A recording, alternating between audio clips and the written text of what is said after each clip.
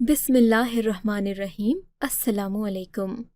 मैं सर पकड़ के बैठी अपनी कमसिन बहन के पास फूट फूट कर रो रही थी, लेकिन उसकी आंखों में कोई भी आंसू या अफसोस नहीं था।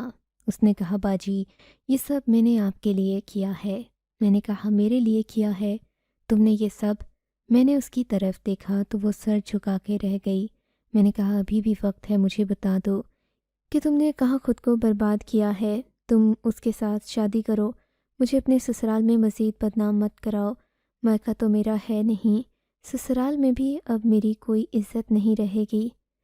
तुमने तो मेरी पूरी ज़िंदगी ख़राब कर दी, और मैं सोच भी नहीं सकती थी कि तुम मेरी छोटी बहन मेरे साथ इतना बुरा करेगी।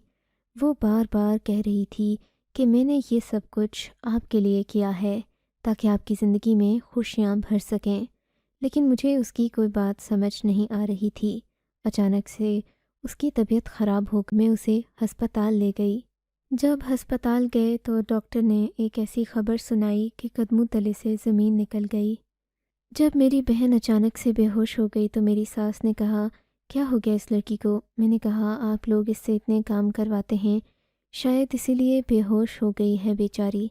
मैं फ़ौरन उसे डॉक्टर के पास ले गई, लेकिन डॉक्टर ने ऐसी बात बताई कि कदमों तले से ज़मीन निकल गई, कि आपकी बहन माँ बनने वाली है। मैंने हैरान होकर मीरब की तरफ देखा, जो मेरी एक बहुत अच्छी बहन थी, नमाजी परहेज़ी थी, सबका एहतराम करती थी, मुझसे इतनी मोहब्बत करती थी कि मैं अगर कहती कि एक टांग पे खड़ी हो जाओ तो वो खड़ी हो जाती। फिर उसने ये क्या किया कि मेरे ससुराल में रहते हुए मेरी इज़्ज़त का थोड़ा सा भी ख्याल नहीं किया। जाने किसके साथ ताल्लुक़ बनाकर वो इस मुकाम पर पहुंच गई।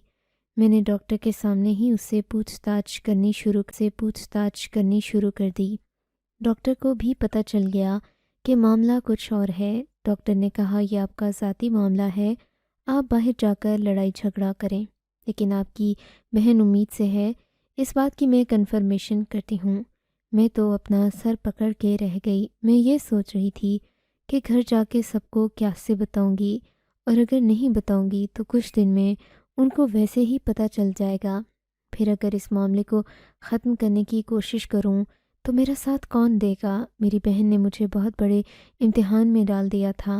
वो बार बार यही कह रही थी कि ऐसा कुछ नहीं है, ऐसा कुछ नहीं है। मैंने कहा कि अगर ऐसा कुछ नहीं है तो ये सब कुछ कैसे हुआ? उसने कहा, मेरी दुआ कबूल हो गई है। आपको पता है कि जब हम लोग खाना काबा की ज़ियारत करने के लिए गए थे, मैंने वहाँ पे ये दुआ की थी। कहते हैं ना, खाना काबा को देखते ही जो पहली दुआ मांगी जाए नज़र पड़ी, तो मैंने यही दुआ मांगी थी कि मैं बिना किसी मर्द के माँ बन जाऊं, और देखें मेरी दुआ कबूल हो गई। मैंने कहा, तुमने ऐसी दुआ ही क्यों मांगी? तुम्हें क्या लगता है तुम्हारी दुआ कबूल हुई है? तुम अपनी ज़ुबान बंद रखो। तुम न जाने कहाँ की बात कहाँ से जोड़ के हम सबको गुनहगार कर रही हो। अब हम लोग अपने घर की तरफ जा रहे थे। मुझे वो मनाज़िर याद आ रहे थे जब मेरी शादी हुई थी और मैंने अपनी बहन को अपने साथ रखने का फ़ैसला किया था। शायद वो मेरी ज़िंदगी का सबसे बुरा फ़ैसला था, जिसका ख़मियाज़ा मुझे अपनी आखिरी सांस तक भुगतना था। मेरी अम्मी बीमार रहती थीं, उनका एक बड़ा सा घर था। मेरी एक छोटी बहन भी थी जिसका नाम मीरब था। मेरा नाम साइमा। वो मुझसे पूरे 10 साल छोटी थी, लेकिन अब कद में लंबी होने की वजह से जवान लगती थी। मेरी अम्मी ने मेरा रिश्ता तय कर दिया। मेरा रिश्ता इस बुनियाद पे हुआ कि ये घर हम लड़के के नाम कर देंगे, क्योंकि हमारे पास देने के लिए और कुछ नहीं था। मेरी अम्मी तो बीमार थी, पर मेरी बहन कहाँ जाती। मेरे शौहर का नाम हारिस था। उसने कहा कि मैं तुम्हारी अम्मी और बहन का भी ख्याल करूँगा। उसकी अपनी 3 बहनें थीं। एक माँ थी, उसके बाबा इस दुनिया में नहीं थे, लेकिन उसके भाई की बीवी भी इसी घर में रहती थी। यानी कि पूरा घर भरा हुआ था। अगर वहाँ पे मेरी माँ और मेरी बहन रहती तो मेरी इज़्ज़त इतनी ना होती। अम्मी ने हमारा निकाह करवा दिया, लेकिन रुखसती से पहले मेरी अम्मी इस दुनिया से रुखसत हो गई और मैं अपनी बहन मीरब के साथ अपने असली घर यानी कि अपने शौहर के घर में आ गई। सुबह उठी तो मेरी बहन से घर के काम करवाए जा रहे थे। मैंने अपनी सास से कहा कि हमने घर में इससे कभी काम नहीं करवाए। اس نے کہا اب اس گھر میں رہے گی تو کام وغیرہ بھی کر لے گی، کیوں کام کر لے گی تو کیا ہو جائے گا، گھس جائے گی کیا؟ میری ساس کا رویہ تو پہلے دن ہی ایسا تھا، مجھے سمجھ آ گئی تھی کہ وہ میرے ساتھ اچھا معاملہ نہیں رکھنے والی۔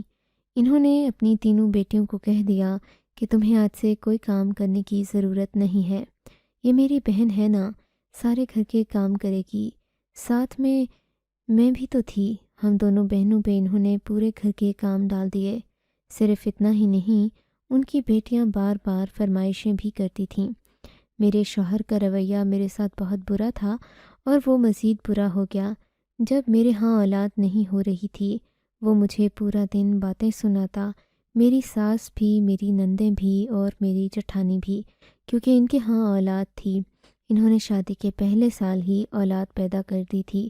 اب وہ اپنے آپ کو بچا رہی تھی، کیونکہ ان کا بیٹا تو نہیں تھا، پر وہ کہہ رہی تھیں کہ چلو کم سے کم میں نے بیٹی تو پیدا کی۔ وہ تھی میری بہن یہ سب کچھ دیکھتی رہتی، میں اس کے سامنے روتی تھی کیونکہ وہی میری اپنی تھی۔ وہ کہتی تھی کہ باجی میں آپ کو اس طرح سے روتے ہوئے نہیں دیکھ سکتی۔ ایک دن میں نے اسے غصے میں کہہ دیا کہ تم کر ہی کیا سکتی ہو، میری بہن نے اپنے اسکول میں ٹاپ کیا تھا۔ یہ اسکول اسلامی طرز پہ بنا ہوا تھا۔ ٹاپ کرنے والے اسٹوڈنٹ کے لیے انہوں نے حج کے ٹکٹ کا انعام رکھا تھا، جو میری بہن کو مل گیا۔ اس کے بعد ہم اس کی پڑھائی نہیں کروا سکتے تھے، کیونکہ میرے سسرال والے تو اس کی پڑھائی پہ پیسے نہ بھرتے، لیکن آگے اس کی پڑھائی مفت ہو سکتی تھی۔ پر میری ساس نے کہہ دیا کہ پڑھائی مفت ہوئی تو کیا ہوا، آنا جانا، کپڑے، کتابیں، یہ سب کچھ تو میرے بیٹے کی جیب سے جائے گا۔ تمہیں پال رہا ہے، یہ کافی نہیں جو تمہاری بہن کو بھی پالے۔ پر میں نے اس سے کہا کہ تم اللہ کا گھر دیکھ آؤ اور وہاں جا کر اپنے اچھے نصیب کی دعا کرنا، جیسا میرے ساتھ ہوا ویسا تمہارے ساتھ نہ ہو۔ میری بہن نے کہا کہ ہاں، میرے دل میں ایک دعا ہے جو ضرور مانگوں گی، اور وہ اسکول والوں کے ساتھ ہی ادھر چلی گئی۔ جب واپس آئی تو بہت خوش تھی۔ میری بہن اگر کبھی تھوڑا سا بھی تیار ہو جاتی تو اسے کہتے تھے کہ تم حج کر کے آئی ہو اور اپنے فیشن چیک کرو، بلکہ خود میری نندوں کے فیشن ایک جگہ پہ نہیں رکتے تھے۔ اور اب یہ معاملہ تھا کہ میری بہن ماں بننے والی تھی، اور بچے کا باپ کون تھا یہ بات کسی کو بھی معلوم نہیں تھی۔ اگر یہ سب کچھ میرے سسرال والوں کو پتہ چل جاتا اور میرے شوہر کو بھی، تو وہ نہ جانے کیا کرتا۔ یہاں میری بہن کی طرف میں نے دیکھا تو وہ بہت خوش اور مطمئن تھی، ایسا لگ رہا تھا جیسے یہ کوئی خوشی کی خبر ہے۔ میں رکشے میں بیٹھ کے کچھ بولنا نہیں چاہتی تھی، لیکن گھر آئی تو اسے اس کے کمرے میں لے گئی۔ میں نے کہا تمہیں شرم آنی چاہیے، ایک تو تم نے اتنا بڑا گناہ کیا، اوپر سے تم ہنس رہی ہو۔ اس نے کہا میں نے گناہ نہیں کیا، میں نے تو صرف دعا مانگی تھی، اور میری دعا وہی قبول ہوئی ہے۔ آپ کو پتہ ہے میں نے یہ سب کچھ کس کے لیے کیا؟ میں نے کہا کس کے لیے؟ میں بری طرح سے چلائی۔ وہ کہنے لگی آپ کے لیے۔ میں نے سوچا تھا کہ میں اولاد پیدا کر کے آپ کو دوں گی، آپ کے ہاں اولاد پیدا نہیں ہو سکتی، پر میری تو ہو سکتی تھی، اسی لیے میں نے یہ سب کچھ کیا تاکہ آپ کا اور بھائی کا رشتہ خراب نہ ہو۔ یہ لوگ جو آپ کو دن رات تانے دیتے ہیں، ان کے تانے ختم ہو جائیں۔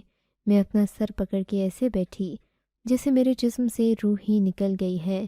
اس نے میری خاطر یہ سب کچھ کیا تھا تو وہ اتنی سمجھدار نہیں۔ اگر اس نے واقعی میری خاطر یہ سب کچھ کیا تو پھر اس نے بہت بڑی بیوقوفی کی تھی۔ اسے میں کیسے سمجھاتی کہ معاشرے کے اصولوں کو اس طرح سے توڑ کے وہ یہ سب نہیں کر سکتی تھی، اور یہ ایسا کام تھا جس کے پیچھے چاہے نیت نیک ہو، لیکن اس غلطی کو معاشرہ کبھی معاف نہیں کرتا۔ میں نے بحیثیت ایک بیوی اپنی کوئی وقت نہیں رکھی تھی۔ میرا شوہر مجھے پیسے نہیں دیتا تھا، میرے ہاتھ میں کچھ بھی نہیں تھا۔ یہ گھر تھا جس میں لوگ رہتے تھے، پر یہ گھر ہماری امی کا تھا۔ پھر بھی ہمارے گھر میں ہماری کوئی عزت نہیں تھی۔ اس سے پہلے یہ لوگ کرائے پہ رہتے تھے، اور اس گھر کے پیچھے ہی میری شادی ہوئی تھی، جبکہ میرے اندر کوئی کمی نہیں تھی۔ میں شکل و صورت کی خوبصورت تھی۔ میں نے اپنی بہن سے کہا یہ بات ابھی کسی کو بھی نہ بتانا، اگر کسی کو پتہ چلا تو بہت برا ہوگا۔ لیکن شام ہوئی تو میری ساس نے ایک عجیب سی بات کر دی۔ انہوں نے کہا کہ تمہاری میرب کے لیے میں نے ایک رشتہ دیکھ لیا ہے۔ یہ بات سن کے میرے ہاتھ سے چائے کا کپ ہلی ہو گئی ہو۔ پوری بات تو سن لو۔ میں نے کہا کس کا رشتہ؟ تو کہنے لگی دیکھو اب یہ ہمارے گھر میں رہتی ہے، لڑکی ہے، انسان کا بچہ ہے، کچھ تو کرنا ہے اس کا، اس لیے ہم نے اس کا رشتہ طے کر دیا ہے، تم اسے کہہ دو کہ تیاری کر لے۔ میں نے کہا آپ نے رشتہ بھی طے کر لیا، مجھے اتنا تو بتا دیں کہ لڑکا کون ہے؟ کہنے لگی اپنی سلیمہ کا بھائی۔ اور کون؟ سلیمہ میری جٹھانی کا نام تھا، اور اس کا بھائی ایک نمبر کا شرابی اور زانی قسم کا انسان تھا، جس سے اس کے اپنے گھر والے بھی تنگ تھے اور کہتے تھے کہ اس سے کسی کی شادی کروائیں تاکہ اس طرح کے کام چھوڑ دے۔ میں نے کہا سلیمہ کے بھائی سے کرائیں گی میری بہن کی شادی؟ تو انہوں نے کہا کہ ہاں، اور اسے کچھ چاہیے بھی نہیں، بس 2 بول پڑھوا کے لے جائے گا، تمہاری بہن بھی اپنے گھر کی ہو جائے گی اور ہماری بھی ذمہ داری ختم ہو جائے گی۔ میں خاموش ہو گئی کیونکہ میں کچھ بھی بولتی تو میرا گناہ بن جاتا، لیکن شام کو اپنے شوہر سے کہا کہ میں ایسا نہیں ہونے دوں گی، میں اپنی بہن کی شادی اس شخص سے نہیں کراؤں گی، جبکہ دل ہی دل میں یہ سوچ رہی تھی کہ اگر وہ ایسا ہے تو میری بہن نے بھی تو اتنا بڑا گناہ کیا ہے، کیا مجھے اس کی شادی اسی کے ساتھ کروا دینی چاہیے؟ شاید اسی طرح ہی کوئی بچت ہو جاتی، لیکن پھر بھی یہ بہت مشکل فیصلہ تھا کیونکہ یہ انسان بہت برا تھا۔ میرے شوہر نے کہا کہ کسی نہ کسی سے تو شادی کرنی ہے، پھر لڑکا گھر کا ہے، دیکھا بھالا ہے، تم اور کیا چاہتی ہو؟ اس کا رشتہ ہم تلاش کریں، اتنا وقت کس کے پاس ہے؟ میں نے کہا کہ ابھی اس کی عمر بھی کم ہے۔ میرے شوہر نے کہا کہ لڑکیاں بہت جلدی جوان ہو جاتی ہیں، عمر کم ہے تو کیا ہوا، ایک ذمہ داری ہے نا ہمارے سر سے، یہ ذمہ داری اتر جائے گی۔ شوہر نے کہا دیکھو اب امی نے بات کر لی ہے، انہوں نے زبان دے دی ہے، تم انہیں شرمندہ مت کروانا۔ میرا شوہر اتنا کہہ کر ایک سائڈ پہ ہو گیا۔ میں سوچ میں پڑ گئی، دل تو کر رہا تھا کہتی کہ ایسے انسان کے ساتھ اپنی بہن کی شادی کروا دو، ہمارے گھر میں رہتے ہو اور ہم پہ ہی ظلم کرتے ہو، لیکن یہ سب کچھ میں اپنے دل دی تھی۔ میری بہن اور میں تو ان کی نوکرانیاں بن کے رہ گئی تھیں، اوپر سے مصیبت بھی ہمارے حصے میں آ گئی تھی۔ ہم بہت سوچنے کے بعد اس نتیجے پر پہنچے کہ شاید میری بہن کی شادی اسی آدمی سے کروا دینی چاہیے، جیسے میری ساس کہہ رہی تھی کہ 1 ہفتے بھر میں نکاح ہو جائے، جب یہ وہاں چلی جائے گی تو سب یہی سمجھیں گے کہ یہ بچہ اسی کا ہے اور سب ٹھیک ہو جائے گا۔ میں نے اپنی ساس سے کہہ دیا کہ مجھے یہ رشتہ منظور ہے۔ اپنی بہن کو میں نے کہا کہ تمہاری شادی وہاں ہی ہو کر رہے گی۔ کہنے لگی ٹھیک ہے میں وہاں شادی کر لوں گی، لیکن بچہ تو میں نے آپ کے لیے پیدا کرنا ہے، آپ بچہ مجھ سے لے لیجئے گا۔ میں نے کہا خبردار، جو اپنی زبان پر بچے کا نام بھی لائی ہو تو کسی کو نہ کہنا کہ تم ماں بننے والی ہو، بس شادی ہو جائے، اس کے بعد یہ بچہ تمہارا ہی کہلائے گا۔ میری بہن بہت معصوم تھی، کہنے لگی ٹھیک ہے باجی، جیسے آپ کی خوشی، پر میں تو آپ کا بھلا سوچ رہی تھی۔ میں نے کہا تم میرا بھلا نہ سوچو، تمہاری بڑی مہربانی۔ میں نے اپنی بہن سے یہ ساری باتیں کر رہی تھی کہ ایک اور مصیبت میرے سر پہ ٹوٹ گئی۔ میری چھوٹی نند نے ہم دونوں کی باتیں سن لیں۔ میں نے پلٹ کے دیکھا تو وہ ہمارے پیچھے کھڑی تھی۔ میں نے کہا میری بات سنو، میں تمہیں سمجھاتی ہوں، لیکن وہ وہاں سے ایسی بھاگی، سیدھا جا کر یہ بات میری ساس کو بتا دی۔ وہاں میری جٹھانی بھی بیٹھی تھی اور میرا شوہر بھی، وہ لوگ بیٹھ کے چائے پی رہے تھے۔ اس نے جا کر اعلان کر دیا، وہ سب لوگ حیران رہ گئے، مجھے اتنی باتیں سنائیں کہ میں کیا بتاؤں۔ میری ساس نے کہا اچھا اپنا کھوٹا سکہ چلانے کی کوشش کر رہی تھی۔ میری جٹھانی نے کہا توبہ توبہ، میرے بھائی کو پھانس رہی تھی، ایسی لڑکی اس کے نصیبوں میں جا رہی تھی، ارے ہمیں لڑکیوں کی کوئی کمی نہیں ہے۔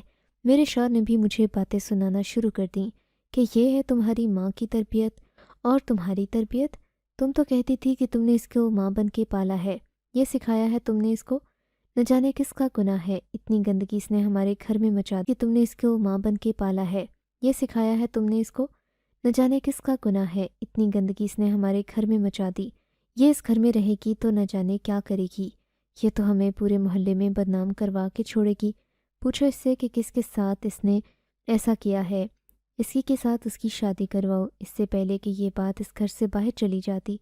میرے شوہر نے مجھے اتنی باتیں سنائیں، میں خون کے آنسو رو رہی تھی۔ میری بہن مجھے بار بار کہتی کہ سب ٹھیک ہو جائے گا، لیکن مجھے پتا تھا کہ اب کچھ بھی ٹھیک نہیں ہوگا۔ میرا شوہر کبھی بھی ایک اچھا شوہر نہیں تھا، میں ماں نہیں بن سکی تھی، لیکن اس نے ہمیشہ اس بات کے مجھے اتنے تانے دیے جیسے یہ میری غلطی ہے۔ اس نے مجھ پہ ہاتھ بھی اٹھایا۔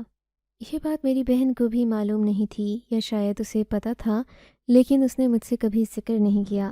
اب تو گھر والے ہمیں اس طرح سے دیکھ رہے تھے، ہمیں ایسے باتیں سناتے جیسے ہم انسان نہیں کوئی نجس جانور ہیں۔ ہم دونوں بہنوں کی اوقات پہلے ہی صفر ہی غصہ نکال رہی تھی، اسے ہی باتیں سنا رہی تھی کہ یہ سب کچھ تمہاری وجہ سے ہوا ہے، تم نے مجھے کہیں کا نہیں چھوڑا۔ وہ بھی بار بار رو رہی تھی۔ میں اسے ڈاکٹر کے پاس لے جا کر یہ سب ختم کروا سکتی تھی، لیکن یہ بھی ایک گناہ تھا اور میں مزید کوئی گناہ نہیں کرنا چاہتی تھی۔ میں بار بار اس سے پوچھ رہی تھی کہ اس کا باپ کون ہے، تو وہ کہہ رہی تھی کہ مجھے نہیں پتہ، میں نے تو بس دعا مانگی تھی، وہ دعا قبول ہو گئی ہے۔ اس کا کوئی باپ نہیں، میری زندگی میں کوئی آدمی نہیں، میں تو کسی کو جانتی بھی نہیں، میں نے تو کسی کو دیکھا بھی نہیں۔ میں نے حساب کتاب لگایا تو بات کچھ اس طرح کی تھی کہ جب وہ حج کرنے گئی ان دنوں میں ہی شاید یہ سب کچھ ہوا تھا، کیونکہ ڈاکٹر نے جو تاریخیں بتائی تھیں وہ اسی سے مل رہی تھیں، لیکن اس نے بتایا کہ میں نے تو کسی کی طرف دیکھا تک نہیں۔ یہ بات گھر والوں کو تو پتہ ہی تھی، لیکن محلے والوں کو پتہ نہ چلے اس کی ہم بہت رہے تھے۔ ان لوگوں کے گھر میں آنا جانا بھی بہت زیادہ تھا۔ میری بہن کا پیٹ اتنا موٹا ہو رہا تھا کہ میں خود حیران تھی، اس کا پیٹ بڑھتا ہی جا رہا تھا۔ جیسے تیسے 9 مہینے گزرے تو میں نے کہا بس اب یہ معاملات ختم ہو جائیں گے۔ میرے شوہر نے مجھ سے کمرہ بھی الگ کر لیا۔ میں اسے سمجھا رہی تھی کہ اگر ہونے والے بچے کو ہم اپنے پاس رکھ لیں، وہ ہماری اولاد کہلائے تو اس سے ہماری بہن پر بھی کوئی آنچ نہیں آئے گی، ہم بھی صاحب اولاد کہلائیں گے۔ اس نے کہا یہ تم کیا پاگلوں اور دیوانوں جیسی باتیں کر رہی ہو، نہ جانے کس کا بچہ ہے، نہ جانے اس کا باپ کون تھا، اور میرا بیٹا یہ کہلائے گا یا میری اولاد کہلائے گا تو میں تو رہتی دنیا تک ایسا نہیں ہونے دوں گا۔ اس کا بچہ جیسے ہی پیدا ہو اسے اس گھر سے نکالو، یہ کہاں جاتی ہے مجھے کوئی پرواہ نہیں، تمہارا کوئی تو رشتہ دار ہوگا، اس کو اس کے گھر بھیج دو۔ میں نے کہا رشتہ دار ہیں لیکن ایسے نہیں ہیں کہ میں ان کے گھر اپنی جوان بہن کو بچے کے ساتھ بھیج دوں، انہیں پتہ ہوگا کہ اس کا شوہر بھی نہیں ہے۔ میرے شوہر نے کہا کہ یہ تمہارا مسئلہ ہے، ہمارا نہیں۔ میں پھر بولنے لگی کہ یہ گھر ہمارا ہے، تم لوگ کیوں نہیں نکل جاتے، لیکن میری زبان رک گئی۔ 9 مہینے گزر گئے پر میری بہن کے ہاں ولادت نہیں ہو رہی تھی۔ وقت گزرتا ہی جا رہا تھا، 1.5 مہینہ اوپر سے بھی گزر گیا۔ وہ بالکل ٹھیک تھی، اس کا بچہ بھی ٹھیک تھا، لیکن وقت پورا ہو جانے کے باوجود بھی اس کے ہاں ولادت نہیں ہو رہی تھی۔ یہ کیا ہے؟ میرا شوہر کہہ رہا تھا، تم دونوں بہنوں نے نہ جانے ہم سے کس جنم کا بدلہ لیا ہے۔ وقت اسی طرح گزرتا گیا، یہاں تک کہ 14 مہینے ہو گئے۔ میرا شوہر باتیں سناتا لیکن مجھے پیسے بھی نہیں دیتا تھا کہ میں اپنی بہن کو ڈاکٹر کے پاس لے جاؤں اور آپریشن کرواؤں، کیونکہ آپریشن ہی اب آخری چارہ تھا اور آپریشن پر پیسے لگتے تھے۔ میں نے اپنے زیورات اٹھائے، اس میں سے ایک ہار بیچ دیا، ویسے میرے ہاتھ میں آئے اور اپنی بہن کو ڈاکٹر بننے والی ہے۔ اس نے کہا آپ کی بہن کے ہاں ابھی تک ولادت نہیں ہوئی؟ ہمیں تو لگا تھا کہ ہو گئی ہوگی۔ میں نے کہا ڈاکٹر مجھے نہیں پتا کہ یہاں معاملہ ہے کیا، آپ مہربانی کریں۔ اس نے کہا اگر اتنا ٹائم گزر گیا ہے تو مجھے تو لگتا ہے معاملات بہت خراب ہیں، آپ کی بہن کی جان کو خطرہ بھی ہو سکتا ہے، اور وہ جلدی سے میری بہن کو لے گئی۔ میں اللہ سے دعائیں مانگنے لگی، پتہ نہیں یہ سب کچھ کیسے ہوا، وہ معصوم تھی، اس کے ساتھ کسی نے کچھ برا کیا ہوگا، لیکن وہ بیچاری تو میرے بھلے کے لیے ماں بننا چاہتی تھی۔ گھر سے کوئی بھی نہ آیا، میں اکیلی تھی، رو رہی تھی۔ ہسپتال میں عورتیں بھی مجھے دیکھ رہی تھیں کہ یہ عورت بہت پریشان لگ رہی ہے۔ میں نے جھوٹ بول دیا کہ اس کا شوہر باہر کے ملک میں ہے اور میں اکیلی ہوں۔ جب ڈاکٹر باہر آئی تو اس کے ہاتھ میں کوئی بچہ نہیں تھا۔ ڈاکٹر نے کہا کہ آپ کی بہن ابھی خطرے میں ہے، 48 گھنٹے بہت اہم ہیں، لیکن وہ ٹھیک ہو جائے گی۔ میں نے کہا اس کا بچہ، اس کی اولاد کا کیا بنا تو کہنے لگی کہ آپ میرے ساتھ آئیں۔ انہوں نے کہا دیکھیں میں آپ کو ایسی خبر سنانے لگی ہوں جس کے بعد شاید آپ کی زندگی مزید مشکل ہو جائے اور آپ کو کوئی فیصلہ کرنا پڑے۔ میں نے کہا کیا مطلب ڈاکٹر صاحبہ، بس آپ مجھے بتا دیں کہ کیا بات ہے، انہیں پہلے ہی بہت پریشان ہوں میں۔ اس نے کہا آپ کی بہن کے ہاں 7 بیٹے پیدا ہوئے ہیں۔ یہ بات سن کے میں حیران رہ گئی۔ اچانک سے میرے دل کے پاس کوئی جیسے ہوا کا گولا سا اٹھا اور میں پھوٹ پھوٹ کے رونے لگی۔ ڈاکٹر نے میرے کندھے پہ ہاتھ رکھا۔ میں نے کہا مجھے سمجھ نہیں آ رہا کہ میں خوشی سے رو رہی ہوں یا پریشانی سے۔ ڈاکٹر نے کہا آپ کی بہن تو ٹھیک ہو جائے گی کیونکہ ہم نے آپریشن کیا ہے، اسی لیے تھوڑی بہت کمپلیکیشنز ہیں۔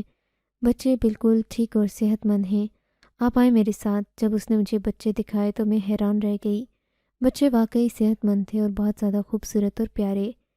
ایسے خوبصورت بچے تھے جنہیں دیکھ کر کسی کا بھی دل کرے تو وہ انہیں اور پیار کرے، دل سے لگائے۔ میں ہسپتال میں کھڑی تھی جب میں نے دور سے ایک عورت کو دیکھا جو شاید یہ سارا معاملہ دیکھ چکی تھی۔ میں اسے جانتی تھی، وہ میری بہن کے اسکول کی پرنسپل تھی۔